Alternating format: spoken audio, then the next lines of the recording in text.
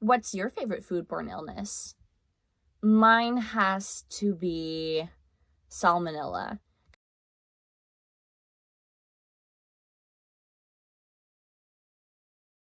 Now, listen, just because salmonella is my favorite foodborne illness doesn't mean I want to get it.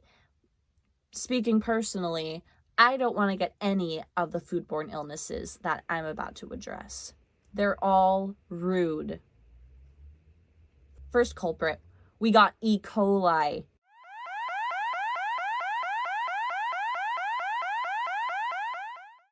E. coli is super selfish because it will get up in your body and wreck your kidneys. And worst case scenario, this will end up killing someone. This will end up killing someone to death. E. coli sucks. If you don't want E. coli, listen up. Don't go drinking contaminated water. Do not go eating hamburgers that are raw or not cooked all the way.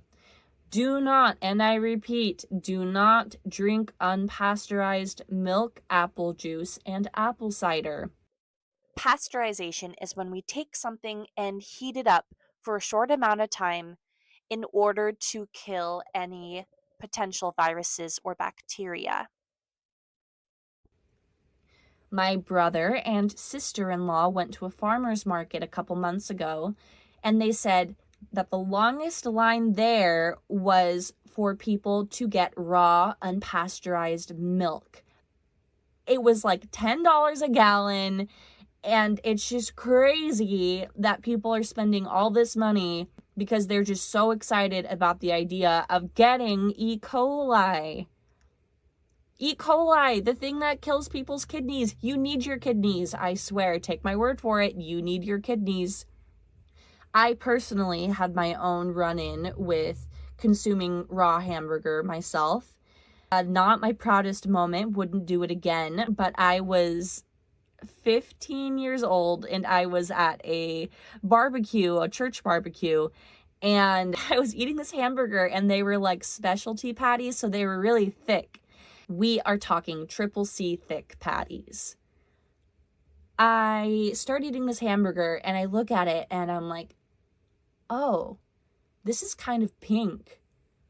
This is like really pink, but I don't want to, make a fuss. I don't want anyone to like think I'm lame for not eating this raw meat.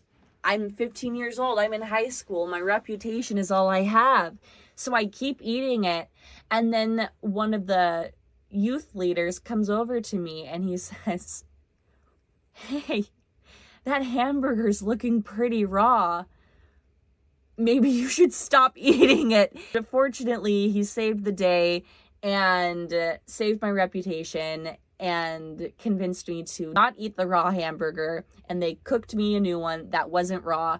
And better yet, I didn't even get E. coli, not even a little bit of E. coli from that experience. Speaking firsthand as somebody that has eaten raw beef, don't do it. It's not worth the hype. Another way to think about E. coli, to remember it, is the triple K sounds. E. coli destroys your kidneys, which can then kill you. Next up, we have salmonella. Woohoo, salmonella! Salmonella can come from raw chicken and eggs, raw beef and pork, and you can also get it if you hold reptiles like snakes, turtles, and lizards.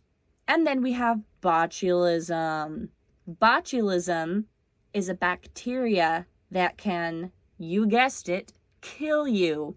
It cuts off your ability to breathe. It creeps into your brain and it does really creepy things, like, again, stopping your breathing. They love to grow in an anaerobic environment, an environment that doesn't have oxygen. And what better place to not have oxygen than inside of a can? This is more common with home canning. People that can fruits and vegetables and whatnot from home, but do it improperly. And then the botulism bacteria is all like, ooh, now's my time to shine. I love this anaerobic environment. Everyone knows that one of the best ways to resist a foodborne illness is to, of course, subscribe to my channel. It is universal fact that foodborne illnesses hate when you subscribe to my channel. So please, subscribe to fight back against foodborne illnesses today. The last foodborne illness we will discuss today are parasites. Fortunately, we can protect ourselves from them by freezing our food and by cooking our food. But if we are not careful, we could be the victim of a parasite. This is a very common problem in Japan because they eat a lot of sushi, and who can blame them? Sushi is scrumptious. But I will say, if you live in the United States, there is a very low chance that you will get a parasite. It's not impossible to get in the United States, but it is not likely. And there is an online craze right now where everyone and their mom thinks they have a parasite. Fortunately, we do have the technology and there are doctors. They will help you to know if you truly have a parasite, if you are paranoid about this, and then they will give you an anti-parasitic medicine to get rid of the parasite. And trust me, you do not want that parasite in you, because parasites hook onto your intestines and eat your freaking blood. You don't want a parasite eating your blood, do you? No, have to save your blood for sexy vampires. That is a joke that would have killed it in 2009. If you read an article on the internet, on the web, if they're like, oh, just eat a bunch of garlic and eat a bunch of oregano oil, swallow that real good, don't forget about your clove, whatever it may be, it's wrong. It's not gonna get rid of your parasites. Your parasites aren't clinging onto your intestines like, oh, yeah, I see that they had pizza for lunch today. That's not gonna flush me away. Try again. Oh, what's this? Ate some waffles? Yeah, nice try. I'm gonna stay hooked onto this intestine because I want to eat your blood. Oh no.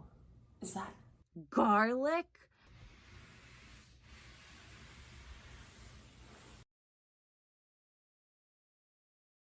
I did read online that people are recommending garlic cleanses to get rid of parasites. And I already mentioned that parasites eat your blood. I know we're all thinking it, so I'll just say it. Are parasites vampires? They hate garlic. They drink your blood. All jokes aside, parasites are not vampires. Parasites are not afraid of garlic. Parasites will suck on your blood, that's for sure. If you are genuinely concerned you have a parasite, it requires an anti-parasitic drug to get rid of, not a cleanse, not drinking a certain oil or eating a certain food. That's it. That's all I got. Don't get a foodborne illness. It's not cute. Resist the temptation. Even if all your friends are getting them and they're saying, oh, they're so cool, you should try it sometime. Do not try it.